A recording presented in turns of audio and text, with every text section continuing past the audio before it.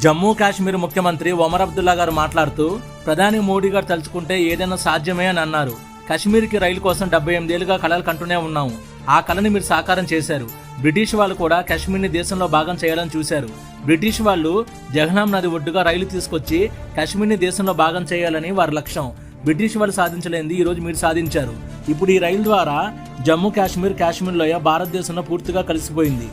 అసలు ఈ ప్రాజెక్ట్ని జాతీయ ప్రాజెక్టుగా ప్రకటించి మొట్టమొదటిసారిగా నిధులు కేటాయించిన మాజీ ప్రధానమంత్రి అటల్ బిహారీ వాజ్పేయి గారికి ధన్యవాదాలు.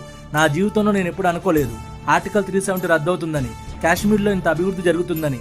ఈ రోజు కాశ్మీర్ ప్రజల వైద్య సదుపాయాల కోసం ఎయిమ్స్ ఉంది. పిల్లల చదువు కోసం దేశంలో ఉన్న ప్రముఖ ఐఐటీలు, యూనివర్సిటీలు ఉన్నాయి. ఎయిర్ కనెక్టివిటీ, రోడ్ కనెక్టివిటీ బాగా ఇంప్రూవ్ చేశారు. కాశ్మీర్ ప్రజలకు ఉపాధి అవకాశాలు వచ్చాయి. ఇక టూరిజం గురించి చెప్పాల్సిన అవసరమే లేదు.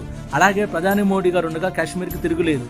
ఆయనకి నేను కూడా మద్దతుగా ఉంటానని, ఈ ప్రాజెక్టును పూర్తి చేసిన ప్రధాని మోడీ గారికి జమ్మూ కాశ్మీర్ ప్రజల తరపున ధన్యవాదాలు తెలుపుతున్నానని ఒమర్ అబ్దుల్లా గారు అన్నారు.